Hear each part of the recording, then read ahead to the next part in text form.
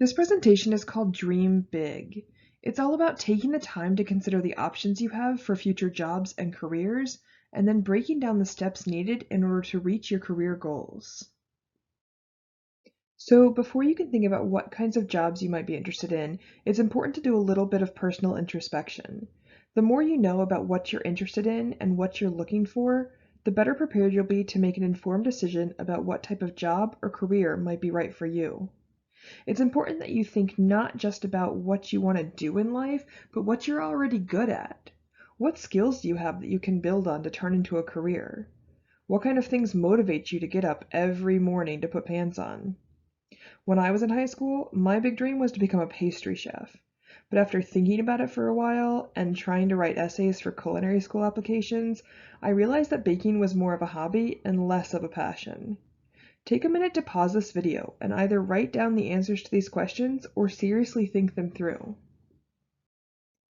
There are endless possibilities for the types of jobs that you can have in life, and most of you will probably have many types of very different jobs. For our grandparents, and even sometimes for our parents, it was typical for people to have just one job for their entire life. That was their career. But that's not the case anymore. These days, a lot of people will switch jobs every few years. What's important to understand is the difference between career and job. A career has more to do with a field of work. It's a broader category, like teacher, or doctor, or counselor. A job is something more specific. Sometimes it falls within a career field, like third grade teacher, or science teacher, or special education teacher. And sometimes jobs are a little more temporary and don't fit into one specific career category. When you're first establishing work history and experiencing your first jobs, the positions you hold might be a little random and might not make sense in terms of a career. You might work at a restaurant, and then a grocery store, and then a car wash, and these jobs might not fit into your career goal of developing computer systems. That's okay. In the beginning, you're establishing work history, building basic job skills. You're adding a foundation to your resume that you'll be able to build on more and more until you're able to break into your career field. We're going to talk in just a little bit about how there are so many different paths you can take depending on what your career goals are. I started working when I was 14, and the path that I chose led me to a 4-year college. Since I was 14, I've always had at least one part-time job, but I didn't have my first career job until I was 25. All of my experiences led me to that position, but it's important to remember that even when you're taking steps towards a career, it can take a little time to get there. When you're interested in applying to a specific job, it's important to consider various pros and cons the position might offer. You might have an idea of what you're looking for now, but you might find these preferences change as you hold more positions and learn what works and what doesn't work for you in a job environment. Consider your potential job schedule. Does the job only work nights and weekends? What shift will you be working? Will you work full-time or part-time? If you're a student, working full-time might get in the way of your studies, but a full-time job where most of the work happens on the weekends might be more manageable. Some people are creatures of habit and do better with set routines. If this sounds like you probably want to avoid jobs where your work schedule is likely to change every day or every week. It's also important to think about where you'll be working and who you'll be working with. If you're afraid of heights, you probably shouldn't take a job installing power lines. If you're deathly allergic to bees, maybe avoid a career in landscaping. If you have a difficult time sitting still for more than 5 minutes at a time, an office job probably isn't right for you.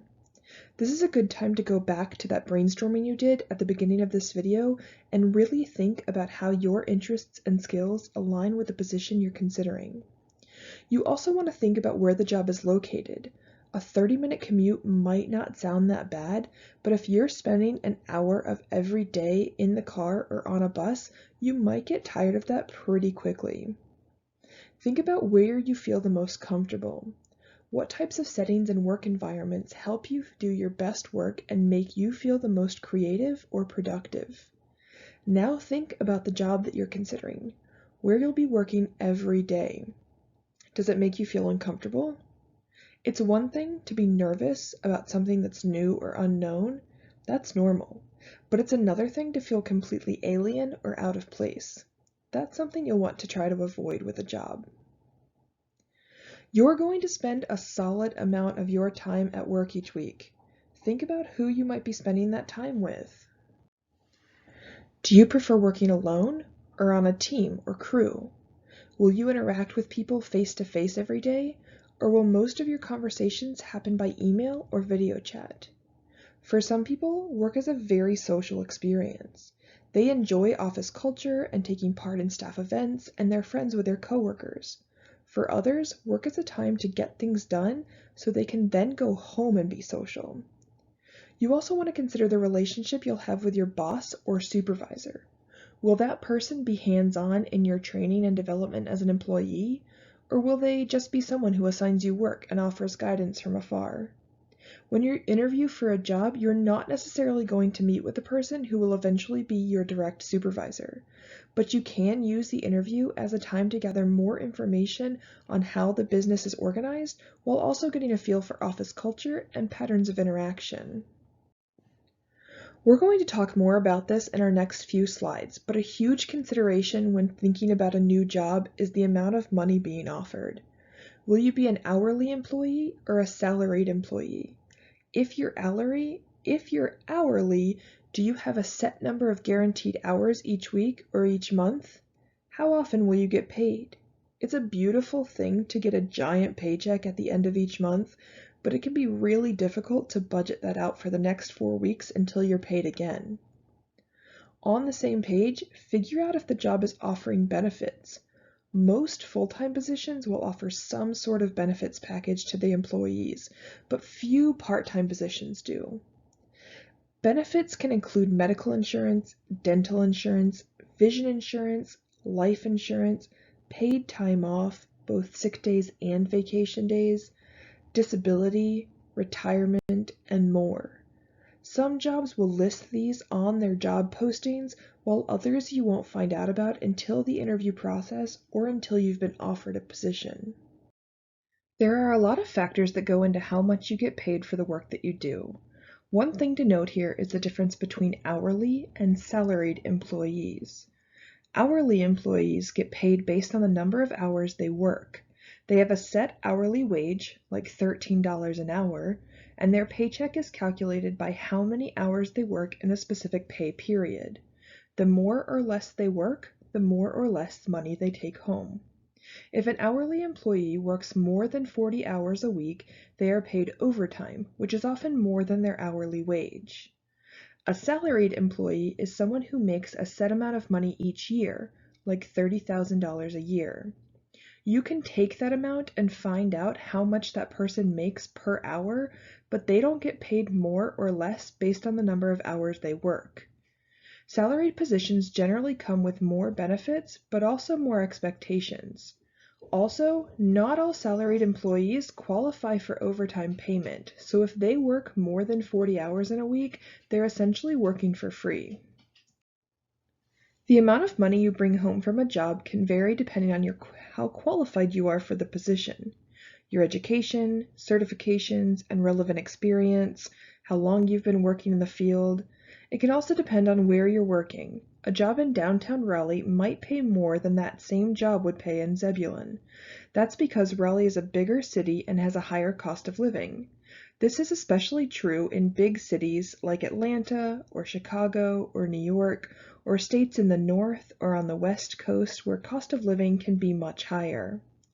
Your income and benefits will also change based on the type of company you're working for and the size of the company.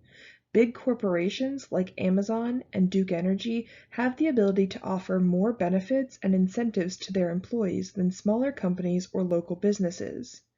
Another variable in your paycheck is the work that you do and how well you do it.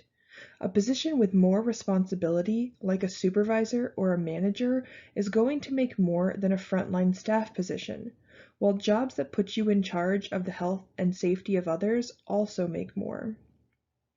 You're also likely to make more money if you do your job well.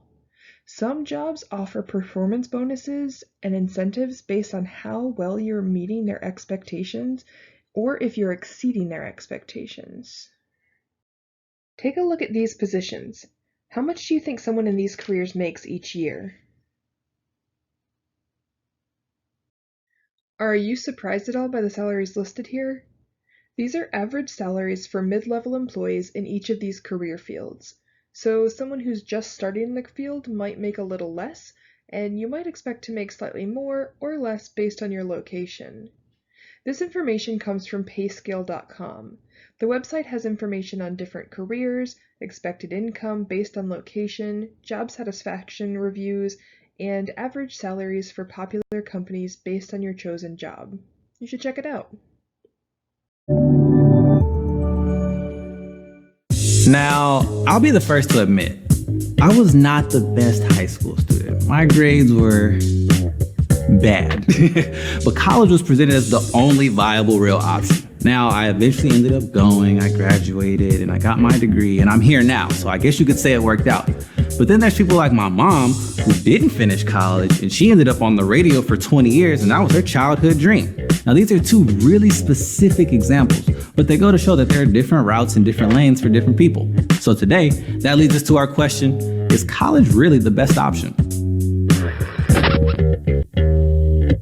After high school, you've got to make a big life decision. Do you commit 4 years of your life and probably thousands of dollars to go to college and get a bachelor's degree? Do you go to community college or the trade school route? Or do you skip all of that and jump straight into the world of work? This is a really personal decision. We all know everyone is different, and what works for one person doesn't mean it's going to work for everyone. At the same time, college is often presented as the best option, full stop. Why?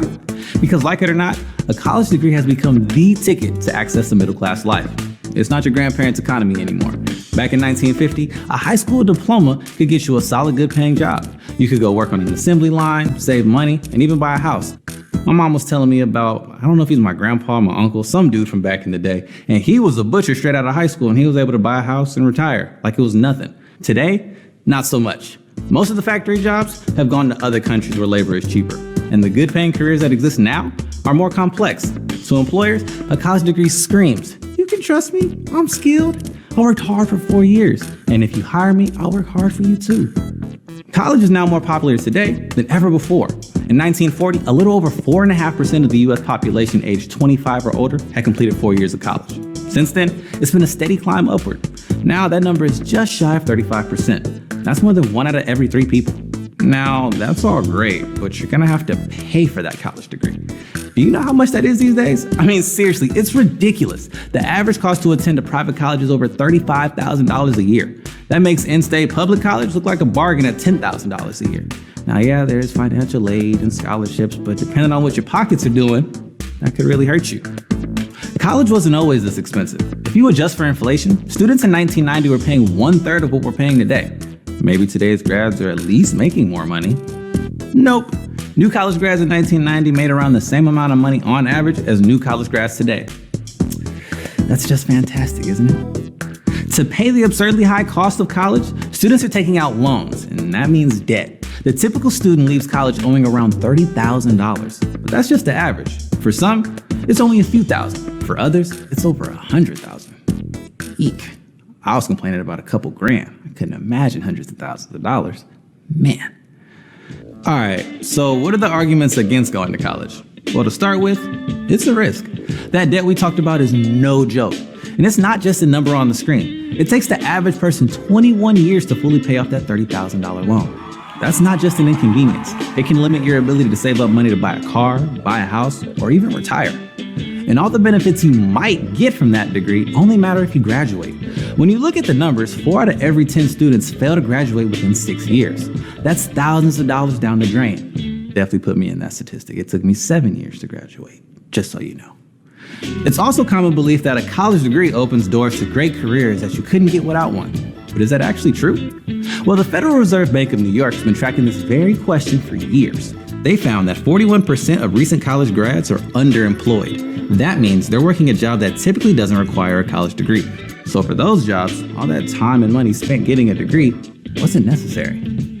And the whole college decision process is a lot to ask from a senior in high school. Like I said, I had no idea what I was doing. It was really easy for me to make a bad decision. And I'm not the only one who thinks that. A recent poll interviewed over 122,000 adults and found that half of them either regretted what they studied in college or the college they went to. Come on, people. Life's too short for regrets. And remember, saying no to college doesn't mean you're destined to spend the rest of your life in a minimum wage job. You have other options. There are trade schools in a bunch of different fields, ranging from aircraft maintenance to IT technician to sound engineer. There are apprenticeships where you learn on the job while you get paid. That's a path that a lot of electricians take. And a lot of these jobs pay really well. The median salary for an elevator installer is almost $80,000. The average salary for a new college grad with a bachelor's degree is around $51,000. Honestly, I'd take either of those salaries right now. And for white-collar jobs, a college degree isn't necessarily a must-have. There's a growing trend where big-time companies like Apple, Google, and IBM no longer require college degrees for their jobs. Even some top executives are questioning college. Elon Musk, even though he went to college, talking about you don't need college. There's no need even to have a college degree at all. If somebody graduated from a great university, that may be an indication that they will be capable of great things, but it's not necessarily the case. But the people who are doing the work that we care about are figuring out what to do next, not following the person who told them what to do next. And the problem with most colleges is they are high school, but with more binge drinking. And high school is a series of tests that prove that you fit in more than everyone else, that you have done what you were told. The A students work for the B students, the C students run the businesses, and the D students dedicate the buildings. What seems to matter most is out-of-the-box creative thinking. College is what most of the job applicants have, so not going can make you stand out if you have the right skills. Peter Thiel, a tech billionaire who made most of his money by founding PayPal, offers a $100,000 fellowship to people under 23 to not go to college and instead pursue work outside the classroom. Not too shabby. I'm mad that I'm just now hearing about it, but still, not too shabby. All right, so we've been beating up on college pretty hard for the last few minutes. Yes, it can be expensive. Yes, it takes a lot of your time. Yes, there are alternatives. And it's easy to look at mega success stories like Mark Zuckerberg and Bill Gates, two billionaires without a college degree, and think, why not me? But those guys both got accepted to Harvard. And Bill Gates has said, and I quote, college is a much surer path to success than not going. The value of a college degree is pretty clear. 9 out of 10 new jobs created in the last year have gone to college grads. And those grads will earn $900,000 more over their lifetime than the typical high school grad. And while trade school grads might make more money to start, research shows that a bachelor's degree pays out more over the long haul. On top of that, college gives you access to career resources and internships that all give you a leg up in establishing your career. But college isn't just about putting you in a position to make money. It's also about the experience. You're exposed to new people and new ideas. You can make lifelong friends and take a bunch of different classes that might turn you on to something you never would have known about. And it could be a good transition to adulting. You're on your own, probably for the first time, but you also have structure and support if you need it. And the connections you make at college go beyond just the 4 years that you're there. Many schools have vast alumni networks composed of thousands of graduates. According to the U.S. Bureau of Labor Statistics, over 70% of all jobs are found through some form of network. A big chunk of that is people that went to the same school that you did. As a matter of fact, I'm working with 2 San Francisco State alumni right now. Hi guys, how's it hanging? Go Gators. When Mark Zuckerberg left Harvard to start Facebook, who did he take with him? His college roommate, of course, who's now worth $12 billion. Best networking outcome ever? Maybe. All right, folks, that about covers it on our end. To recap real quick, basic arguments against college are it can be risky because you can go into debt and might not even graduate. A lot of people with college degrees have jobs that don't require it, and there are other quicker, cheaper options that might get you to where you want to go. The arguments for college are that it pays out more money over time on average than most other options. It can help transition into living life as an adult, and it gives you access to an alumni network which can help you with job opportunities. But what do you all think? If you haven't gone to college yet, do you think that you will? And if you did go to college or you chose not to, how do you feel about your decision? Let us know in the comments below. And if you like this episode, we've got another one that looks at whether or not the government should offer free college to everyone. Check it out. Until next time, I'm Miles Best. Peace out. Alright, so as you saw in the video, there are a lot of different paths you can take that lead you into the job field. It's up to you to decide which of these paths is going to be best for you. It's important to think about what you need now and what steps you'll need to take in order to reach long-term career goals. Here's a list of jobs that can be done with only a high school diploma. It's important to note that some of these jobs have further requirements before you'll be qualified to do them, though. You can't become a groundskeeper without learning how to properly handle tools and equipment. And you generally can't be a detective without a few years of experience as a police officer. You need a special license to drive a school bus or an ambulance, and you can't become a commercial pilot until you're 23, have a pilot's license, get certified on different types of planes, and log a lot of practice flight hours. But don't let any of that stop you. There are a ton of different jobs out there that only require a high school diploma, and many jobs like police, firefighter, childcare worker, delivery driver, they'll give you the on-the-job training or send you through training academies that will further qualify you for the work that you'll do. Although some may require a bit of extra work, most of these positions should be attainable pretty soon after graduating high school. Taking it a step further, here's a list of jobs that require trade school certifications or a 2-year associate's degree. A lot of these jobs also only require a high school diploma, but they have additional certification requirements that make further training mandatory before you're qualified for the position. Some of these training programs can be done at local community colleges while you're still in high school, and some companies will pay for your certification in exchange for a duration of guaranteed work. Here's a list of jobs that can be done with a bachelor's degree. As you saw in the video, a bachelor's degree will usually take 4 or more years to complete. Some jobs will accept a 4-year degree in any field of study, while some will be more particular about what you studied and your overall coursework. It's important to note that while some of these jobs can sometimes be done with only a bachelor's degree, some will also occasionally require a master's degree in the same field. Examples of this are social workers, teachers, and librarians. Different jobs in the same career field will have different educational requirements. Some jobs may also require additional licensure before you're qualified to work independently. Here is a list of jobs requiring a master's degree. As we said on the last slide, many of these positions also require additional training and licensure in order to become fully qualified. As you move further into higher education, you'll notice that the list of specializations grows smaller. It also grows more specialized. If you choose to pursue higher education, you'll need a clear idea of your future career in order to make sure you're focused on the right things academically. Even with all of this education, though, most of your learning will still come through internships and on-the-job experience. And finally, this is a list of jobs that require a doctoral degree.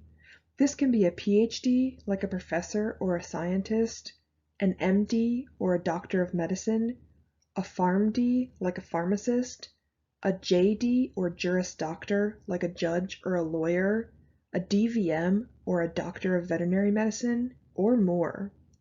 These jobs are usually highly specialized and can require an additional 10 to 15 years of school and training following high school.